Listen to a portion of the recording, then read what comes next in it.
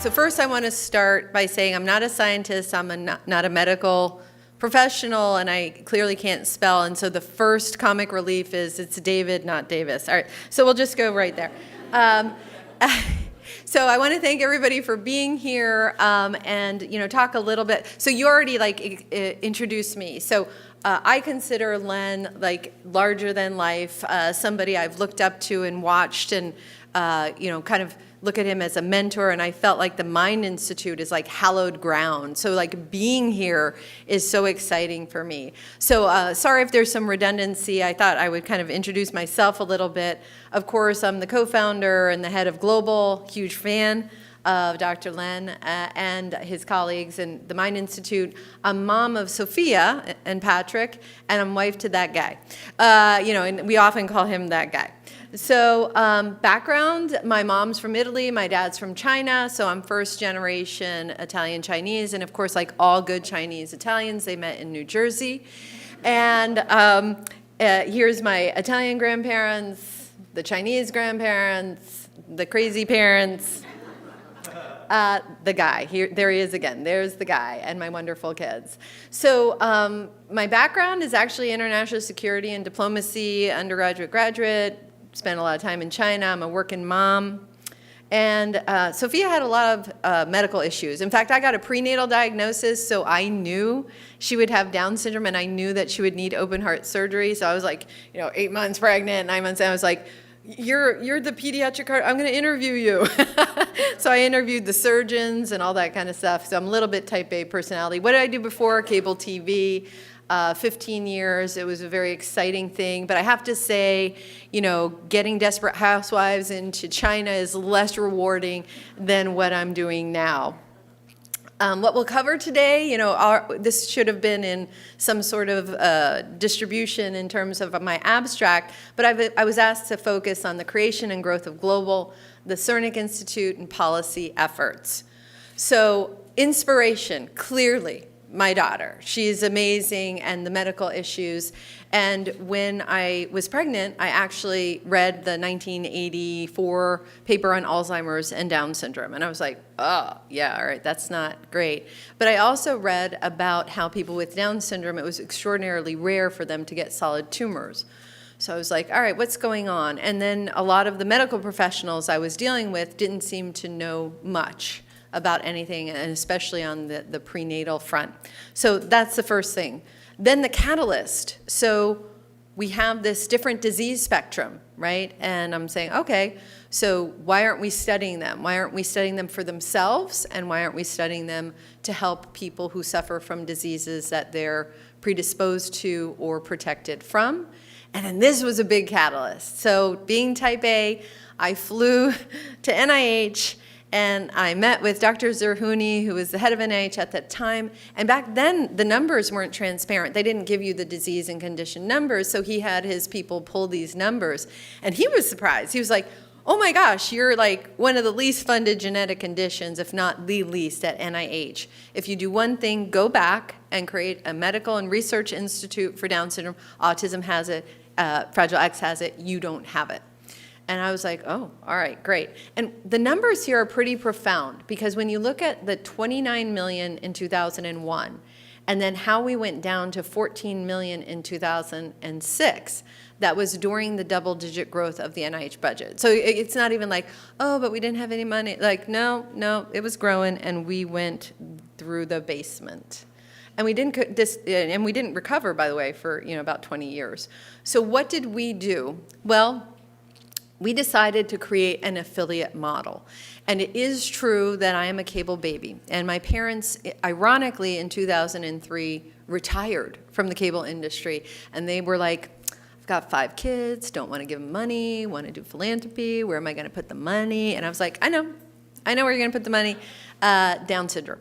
And so we did a lot of due diligence, and we came up with this model, an affiliate model of Global, doing the outreach, advocacy, and education. Cernic Institute, doing the research and the clinical and basic. C Center for Down syndrome at Children's Hospital Colorado, doing pediatric care. Denver Health, which is a security kind of net hospital looking at the adults. And then we accidentally launched a fifth affiliate, the Alzheimer's and Cognition Center at University of Colorado. And for full disclosure, I wasn't tasked with fundraising. That came later, and like I don't know, I'm not very good at it, but like now that's part of our portfolio as well. So this is what we've done, and then we work every day together with this affiliate model to do two things: elongate life of people with Down syndrome, and then improve their health outcomes, especially in that 40 to 60-year-old period. So in the 1980s, the average lifespan of a person with Down syndrome was 28. And when my daughter was born, it was 50. Today it's 60. But for African Americans, there's some indication that it might be as low as 36. So not okay. None of that's okay. Like, am I grateful for the increase in lifespan? You betcha. But am I satisfied with 60? Absolutely not, right? Not until it's the same as anybody in the United States. At the end of the day, when I close my eyes and I leave this world, I want to know that my daughter is safe and that she has a shot at a healthy life. So government affairs team, Len talked about what we've done with NIH and with Congress. Really, we have great champions in both places. I was just with Senator Moran and then Senator Casey and Dr. Diana Bianchi, who's doing a great job at NICHD. But here's our team, right? This is it. And what did we do? Well, we said, what do we need? Right now, all of the research is coming out of one institute, the Eunice Kennedy Shriver National Institute of Child Health and Human Development. We need a trans NIH model. And it makes sense because that radically different disease spectrum covers all of the majority of these institutes that are driven by actually disease specific. So I added these slides because we had a walk down memory lane. Like when we were talking last night at dinner, I was like, what did we do? What were we saying? And so one of the things, we were established in 2009. So we pulled these numbers, and these are some of the numbers that we were pulling and saying like, oh gosh, look at this compared to that. I mean, we looked at it compared a lot, but this was part of what we were looking at. And then we were like, oh, look at this. Look at like, you know, the estimation of people with Down syndrome, the number of people, like how much we're getting, like what's going on here? And then we pulled the NIH budgets and said, oh, all right, like look at all the institutes and how much they get. And we kept going back and saying like, okay, this is a trans NIH model that we need. And one of the first things we did was we did the first ever anything. Like NIH didn't have any workshop or conference or meeting or anything on Down syndrome ever. And so in December 2010, we had a national conference on patient registries, research databases, and biobanks. And I just like, again, couldn't sleep last night. You know, we talked about how we're not good sleepers. So went through a lot of old stuff, and I was like, yeah, we did that. And this resulted in the NICHD registry that they have today called DS Connects. And I pulled this. You're the first, you're A, your last name's A. You were there at this kind of milestone conference. You know, one of our heroes was there, so that was really exciting. So we had a strong argument, we felt, that we were talking to NIH about, right? One, this is a population who's highly underserved, you know, arguably has been discriminated against, and look at all the science that could come out of it in terms of the co-occurrence of many different conditions and diseases that essentially are the lead cause of death of 60% of Americans. Like if you look at Alzheimer's, you look at cancer, you look at all the things that they're predisposed to or protected from, it really is about 60% of all the diseases that cause death in Americans. So then we were making that argument and having these great meetings, but I kept getting an F by my Chinese dad, you know, like every year, you get an F, because it wasn't increasing. So what we did was we started really working with Congress and telling our story to Congress, and we definitely had champions in NIH. It's just hard to turn the ship, if you will. And so we had this pivotal first ever labor HHS. Again, you'll see a lot of first evers. And again, I don't know if it's, you know, my personality or being, of immigrant stock, but every turn people always said, it's impossible, it can't be done, and, thankfully, with a lot of good people behind our work, it got done. So we had this testimony, we had this opportunity to do the first ever congressional hearing on Down syndrome research to labor HHS and the appropriators. And this is really important. Like, today's world, you see partisan, bizarre politics, and we have seen a beautiful bubble for all these years of the Republicans and the Democrats coming together, being very civil to each other, and all agreeing that research and medical care is super important and that Down syndrome research is important too. So we've seen a whole different kind of politics going on, so I feel very privileged about that.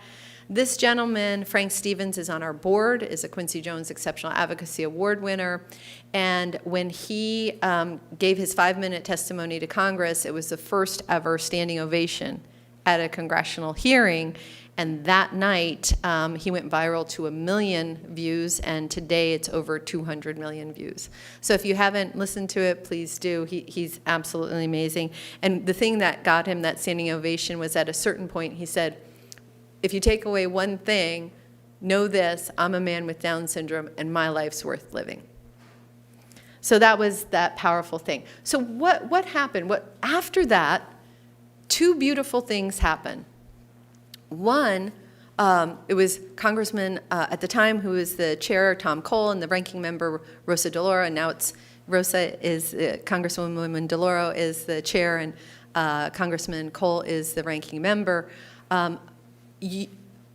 Unanimously, Republicans, Democrats, they're like, oh my gosh, we've got to do something. There should never be this kind of decline in funding for Down syndrome. And so that year, so they do a fiscal year. We did the hearing in October of 2017. In May of 2018, Congressman Cole and DeLauro came to our acceptability event, and we didn't know what they were going to do, and they announced that it was going to 60 million that year, right? They were going to go to 60 million. And this is the verbiage from Congress that then created the Include project at the National Institutes of Health, which is under the Office of the Director. So what are the results? This has been the result of our hard work, right, that is driven by the families, by the congressional champions, and by the NIH champions as well. So you can see where, before the hearing, because again, they do that fiscal year thing, it was 2017. The reason I put 2016 is because we were making small incremental growth, right? Yeah, But then in 2017, after the hearing, you can see what happened. And then you see in red, our goal is 250 million, right? Why do we want to be at that? It's not just because autism has been there for decades and maybe we want compounded back interest, but we also want all the big grants that the other diseases and conditions have, whether that be, now we're very fortunate that NIH did the Data Coordinating Center, maybe a proteomics core, centers of excellence, all those good kind of things. You quickly add that up and you're at $200 million. I just put this in because lobbying is hard. Right? And advocacy is hard. And it doesn't help that there's a lot of turnover and turmoil in our government. So you can see where these 3 people are retiring. And, that leaves us to make sure that the incoming people are going to be champions for Down syndrome research as well. And then I just wanted to throw this in. I think we've done a really good job at working with our colleagues at the National Down Syndrome Congress and the National Down Syndrome Society. And this is an example. Does anybody know about Aduhelm and the kind of controversy around that Alzheimer's drug? Okay, so there was a controversy about this, and it was really about whether or not it was going to be FDA approved, and then when it could roll out to patients, and the Alzheimer's groups were getting, agitated. And of course, since 70% of people with Down syndrome are expected to get early onset of Alzheimer's, which is unfortunate, we were then in the fray. But we were also in the fray because somebody, I don't know, the people at CMS are nice people, but somebody made the mistake of saying, like literally writing something to the effect that and people with Down syndrome will be excluded. So anyway, we got we got together with the National Down Syndrome Society and the National Down Syndrome Congress, and we were very proud of our joint response. And there you can see Frank again at a rally. We also have the Acceptability Gala that I mentioned that happens every year in Washington, D.C. We give a Quincy Jones Exceptional Advocacy Award to a Republican and a Democrat, and then we have an ambassador. Quincy Jones is a really close personal family friend who is advocating for our children. And NIH has been so kind to us, and they're really doing a great job in terms of what they're investing in through Include, that I'm confident that there's no bait and switch. They're really looking at impactful grants that help the lives of people with Down syndrome. So this is something we're really proud of. This is a bit outdated, but what does the Include program then do? Well, $200 million in new funding for Down syndrome over the last 5 years that equate to 275 unique awards, 16 institutes, 10 of which are new. And then what's really exciting is that you can see that the National Institute of Aging, they actually, at this moment in time, are even larger than NICHD. We want NICHD to get larger too, but like the fact that there are other institutes coming in there is really exciting for us. So our researchers, we now have over 200 scientists working on Down syndrome research, and a lot of them came from a specialty field that is obviously up or down in Down syndrome, and they kind of got intrigued because we do Grand Challenge grants.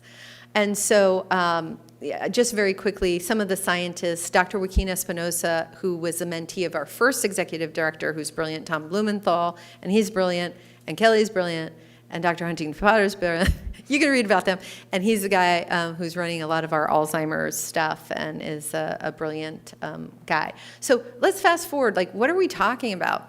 So this is a study that was done.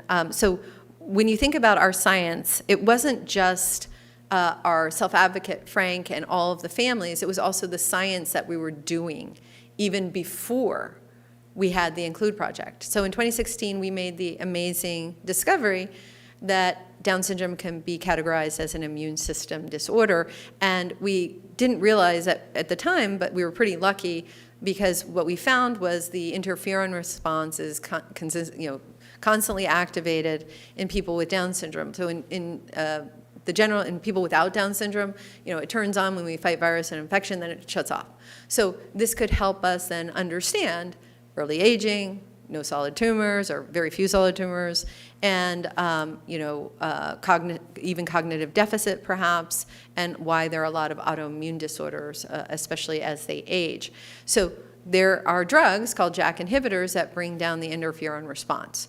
So we were super grateful and happy to get the clinical trial grant from NIH to test JAK inhibitors in people with Down syndrome. And you can see, and this is a little bit of a hodgepodge, you can see some of the results of that clinical trial. And knock on wood, in this small N, people did really well on it and they didn't have side effects. This we always laugh because he had always said that people call him Ed Sheeran and nobody understood what he was talking about until after his hair grew back, and Dr. Espinosa always tells that story.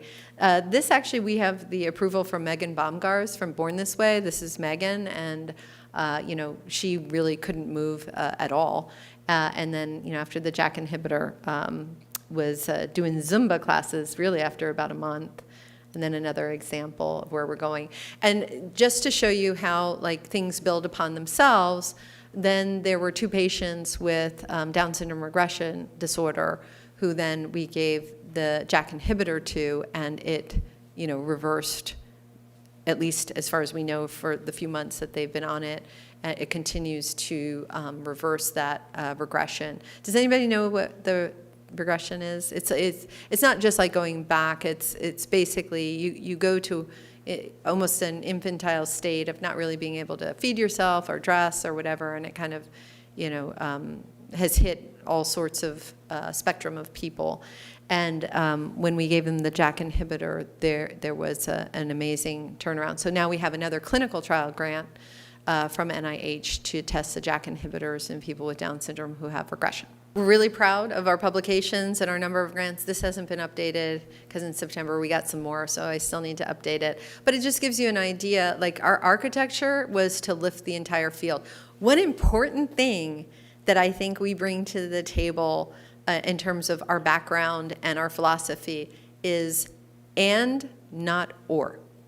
You know, it's not behavioral science, but and not the basic science. It's not you know, special education K through 12, but not post-secondary. It's not education versus, you know, clinical research. It's and, right? Everything is and. So anyway, we're really excited to be bringing up the entire field in terms of the funding. And then I think my father's architecture, which was very difficult to build, it's very typical of my Chinese father, is really paying off, where you build the pipeline when they're not funding Down syndrome research, and then you're in pole position then when you're successful in getting the NIH funding and can, you know, stand on your own legs, so to speak. So we're very proud of those numbers and those grants. And then the other huge thing is that the NIH did RFP for a data coordinating center, and when you look at the Linda Sternick Institute Human Trisome Project, would love to figure out how we work with the Mind Institute on that. And, you know, really just by looking at the time, now we have 900 people, but 200 people, we drew their blood, which seems pretty basic. And then from their blood came the discovery of the interferon response, right? So, you know, again, I think we have a lot of catch up to do, but I'm not afraid of being behind the 8 ball because, as we discussed last night, when you're late to the game, right, you can't get all sour about it. You just have to think, well, now I can start and leapfrog and learn from everybody else who's done whatever I'm interested in doing. And so we're really proud about that. We're proud about our neurological research. You'll see Debbie Fidler and Lena Patel in there who work on autism. You know, Lena's looking at mood dysregulation, anxiety in Down syndrome, and autism, and Deborah Fidler is looking at executive function and goal-related behavior. And these two women are really vested in the autism Down syndrome connection. And then, of course, you know, Hunt, Dr. Potter, you know, you see the APP, amyloid, DYRK1A, RCAN1, all that stuff. There's a very robust Alzheimer's piece of our research as well. And this is also what we're very excited, I guess, coming from the for-profit, what we like to do is like marry the best of the for-profit with the best of the nonprofit. And the for-profit is like due diligence, market research, not just for the science, but for the economic model. And so we're very proud of this, that, you know, our investment in terms of the return on that investment for Dr. Potter's Leukine trial came back with a wonderful $7.5 million grant from NIH, and then we got a grant to test Leukine in young adults with Down syndrome. So that's super exciting.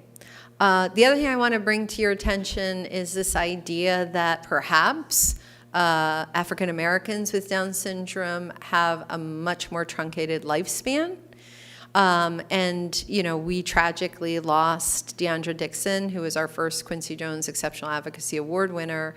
And really, it was like out of the blue, and she passed away shortly after her 36th birthday. So we had already been on that soapbox, but going back to the community, going back to NIH, going back to Congress and saying, you know, this really merits some more money and investigation.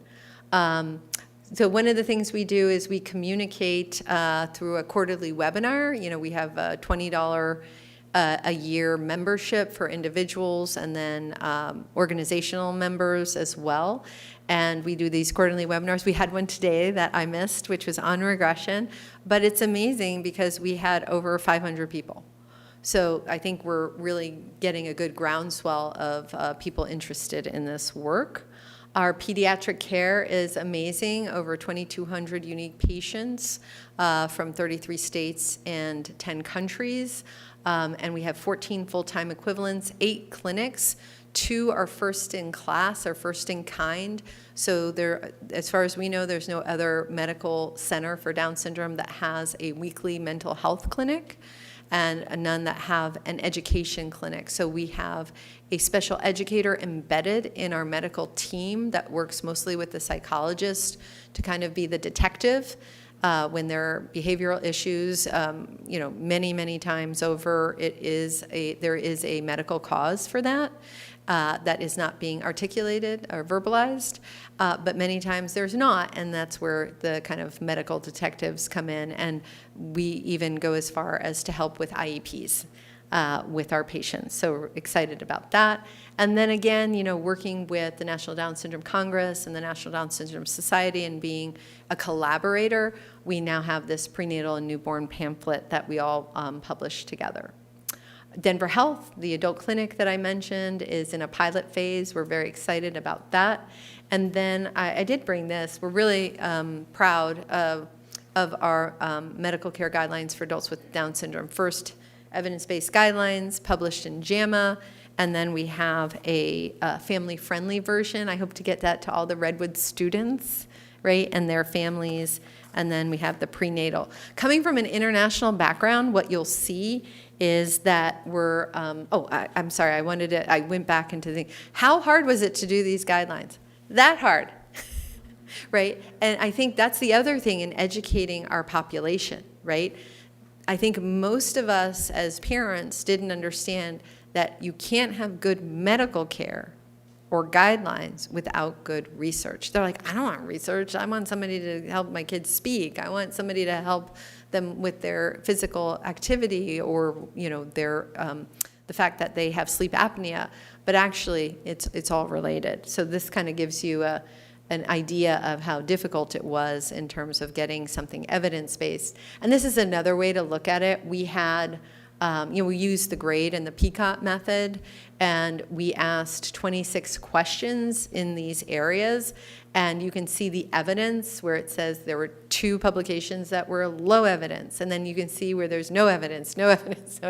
And that's where we relied on the authors who are the heads of the largest medical care centers providing treatment for adults with Down syndrome to then help inform the guideline.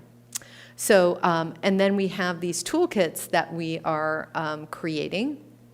One is a checklist of the 9 areas. And then, of course, there's the diabetes and celiac.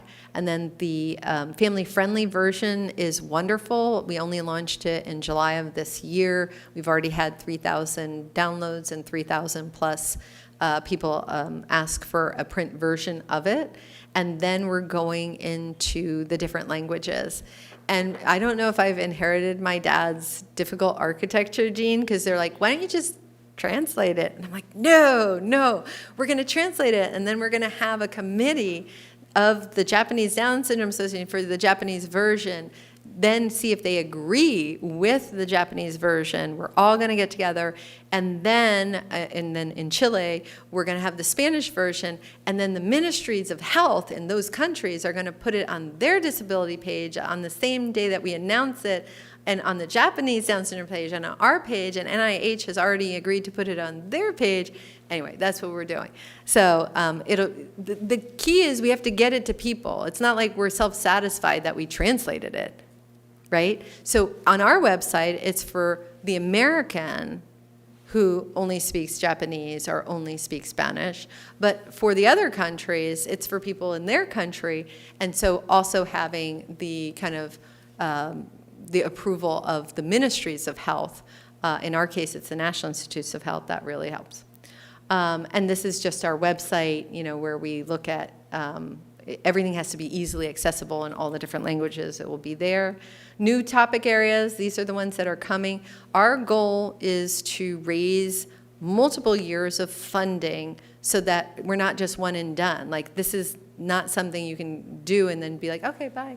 And so we want to be able to redo the 9 topics in 5 years, do 5 new topics, and then republish every 6 years.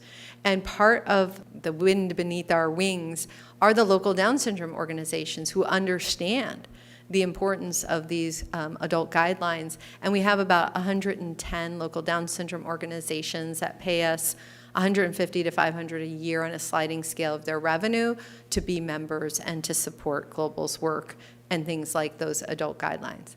The fashion show, how do we make some of our money? We have this amazing fashion show that we have, and you're all invited, November 12th, Saturday,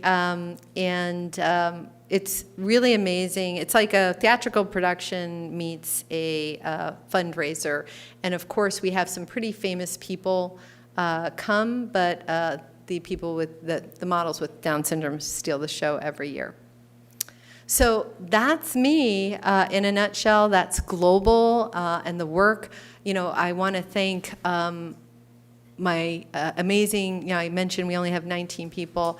Our staff work really hard. I wouldn't say that we're all workaholics, but we've got some pretty dedicated people who have been with us for a long time, and we're satisfied with where we're at, but we know we have a long road ahead and more to do, and I'm just so excited to be at the Mind Institute on this hallowed ground to learn what you guys are doing and to see if there's work and grants that we can be working on together.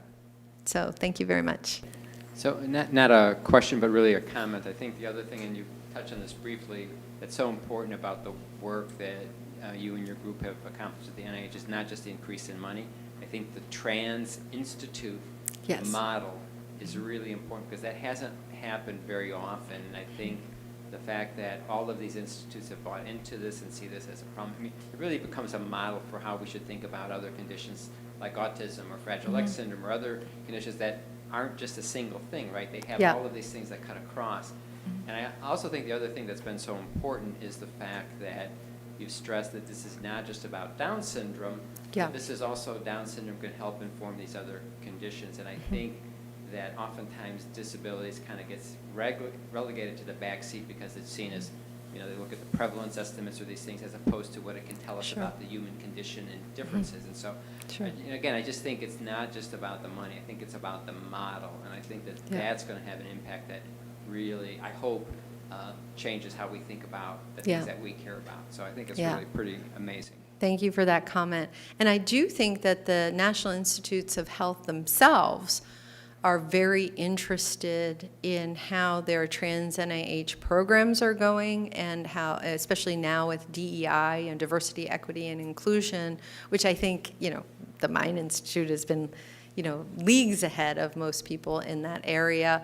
And they're really kind of being quite thoughtful at NIH about how they're approaching DEI and disability as part of DEI, and then within disability, race and all sorts of other things. So, but again, it's hard. They're really big. They've got a lot to do, and it's a very political climate right now. But we really appreciate them in terms of making that a priority. And we learn, from autism. Like I think the word spectrum, should be applied to Down syndrome. It was brilliant. Whoever came up with autism spectrum disorder, because it's like there's such a huge range within Down syndrome as well. So my question really is, as you mentioned, so many different body systems are affected, and these children have to go to so many doctor's appointments. One of the things that we have been discussing even here at the Mind Institute is to have a multidisciplinary clinic. And as a parent and also as a strong advocate, I was wondering if you would comment on who would be the best person to kind of like be the center or who is coordinating the care for all of these individuals, and whether you have put in thoughts about how we can get care at the same time under one roof if possible, or at least for some specialties. Yeah, no, that's an excellent question in terms of the multidisciplinary model, treating children, and I assume adults, but for argument's sake, we'll talk about children with Down syndrome. For me, again, it's that due diligence, right, and the homework that you do that I feel like brings our for-profit to the nonprofit. And so before we started our affiliate model, we went to many, many different places that had some sort of Down syndrome something, right? Either medical or research. So we went to CHOP, we went to Pittsburgh, we went to Boston, we went to Hewlett-Packard Children's and Stanford, we went to Johns Hopkins and Kennedy Krieger, we went to Cincinnati Children's Hospital, and we looked at their economic model, we looked at their the service model, we looked at all that, and from that we decided that we were going to invest in our own backyard because no one place had both strong. It was one or the other. And in doing that, we actually adapted primarily the Thomas Center at Children's Hospital Cincinnati model, right? So that's the first thing that we did, which is a multidisciplinary group that is not primary care, although locally it turns into some primary care for people who live nearby. That's and we've grown that model and done some things, differently, like the mental health clinic and other things. So we also intentionally chose a hospital setting, because like the first thing anybody says, and again, you guys at the Mind Institute have this amazing gift of a tens of millions of dollar building, right, which is very unusual. But I'll say that as soon as we started talking about the center, people started talking to us about building a building. And we're like, no, we're not. First of all, there's no such money. Like, you'd have to have a lot of money in today's world to build a building and then like pay for it and then everything in it. And so we were very adamant about being in the children's hospital then to triage to the other disciplines, and then also grow the knowledge base and the experience base. So our amazing Emily McCourt, who heads up ophthalmology, has over 500 patients with Down syndrome and has just like almost overnight become one of the leading experts on Down syndrome and eye and vision. So that's our goal is, okay, we have this. Now we want other centers, in addition to maybe the handful that exist, for us to harmonize, to work together, to do even more together, and then to be able to publish information, provide video, and even telehealth, so that we're the pillars or the tent poles that are then providing information, because we can't be everywhere all the time, to the rural areas, to the people who don't have access to travel and stuff. So that's kind of been our vision in terms of the multidisciplinary model and our goal for the future that has not been met. In terms of if you're talking about your own Mind Institute and what to do there, I think you guys are set so uniquely. And you have a lot of choices about, where you might want to expand your multidisciplinary team. Do you have any advice for us as researchers on how to bring the Down syndrome community, get them engaged in research, excited about research? You said something in your presentation about, parents want to help their kids speak now, and that long-term goal is sometimes hard to get over, right? So do you have advice for us? Yeah, absolutely. I mean, I kind of think it's like the verse. I think you've had great advice for us as, Dr. Abadudo. We were talking, I think last night, about how when you do clinical research and then you give the parent or the family something that they can actually use and that could be useful for their lives, that's like the golden ring, right? It's like, yes, you want them to join the clinical trial or participate or give blood, but what do they get for it? So I think if you can tie that together, and there are small things, like, so at our C Center for Down Syndrome, we are the first, I think, medical clinic to do Reach Out and Read.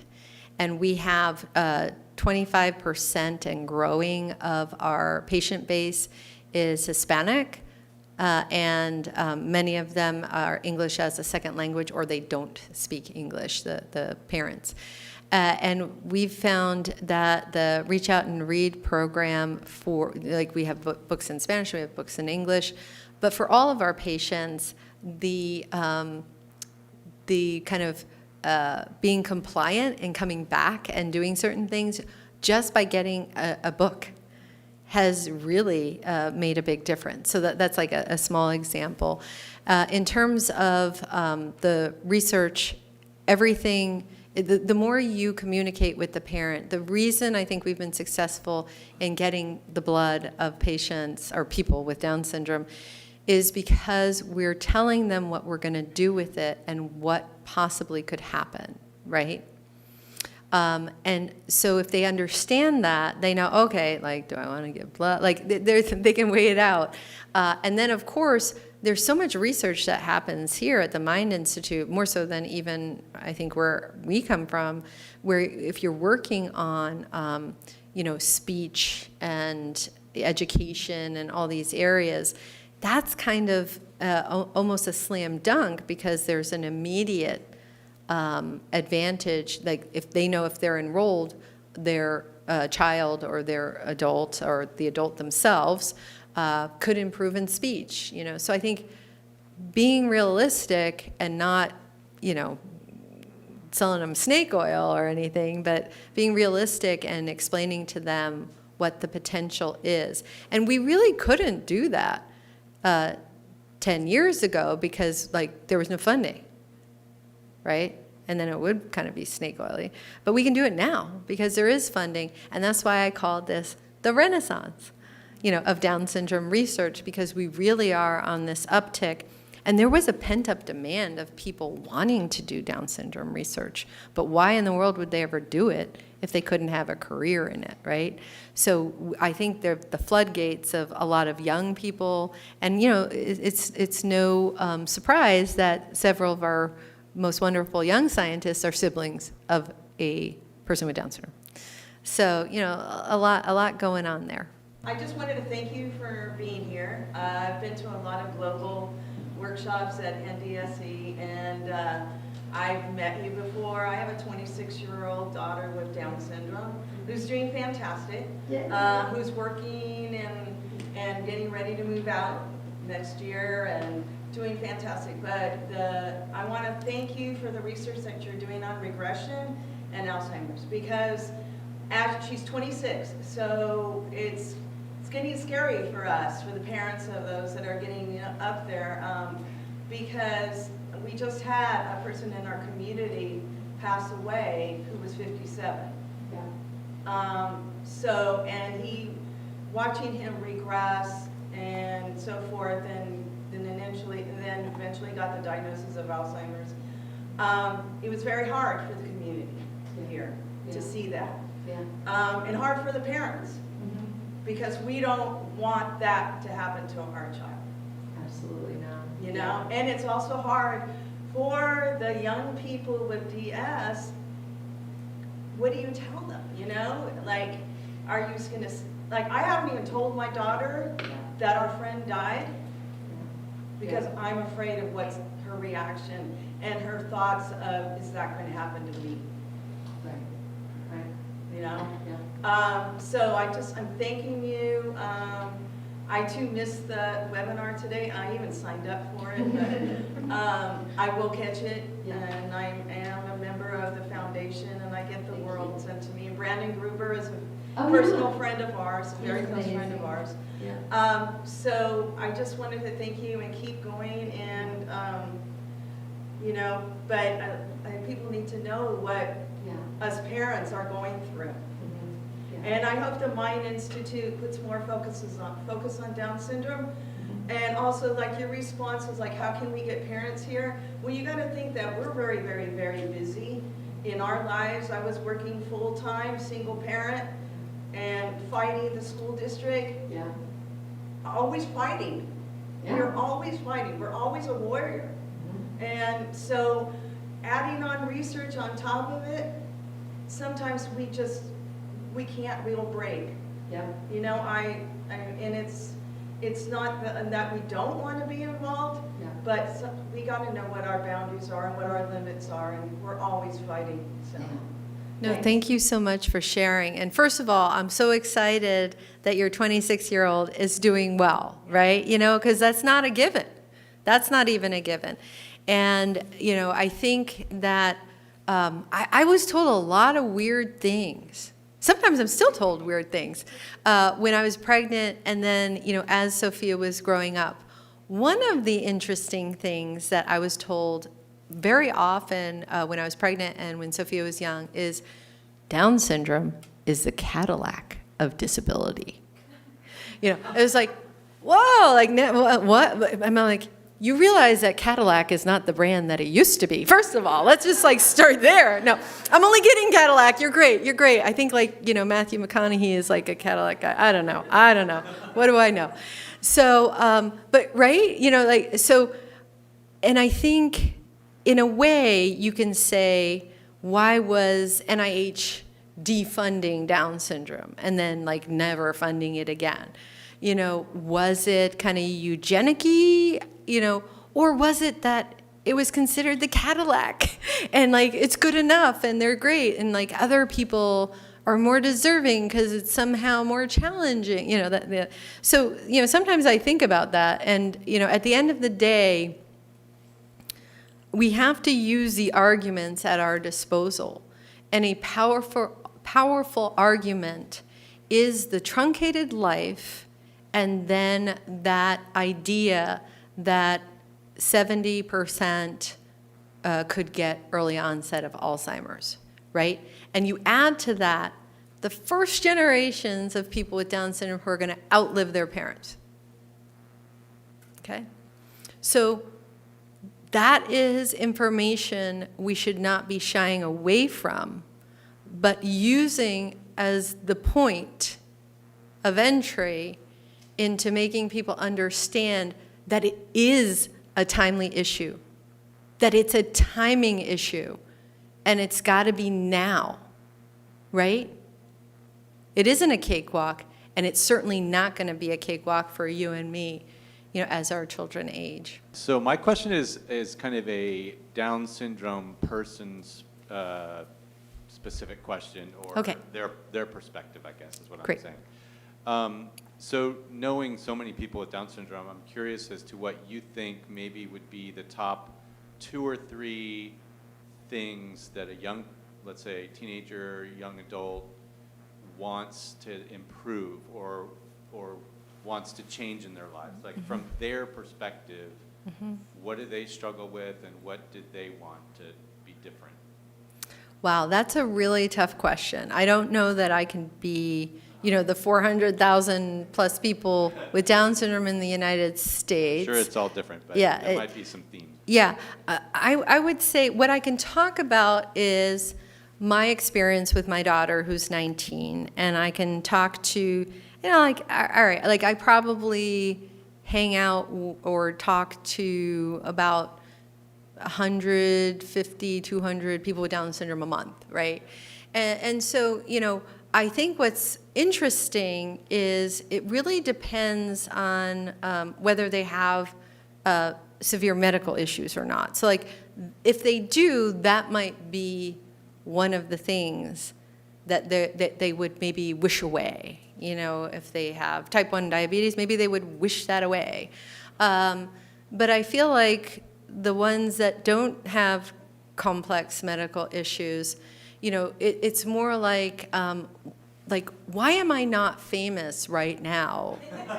And like, right?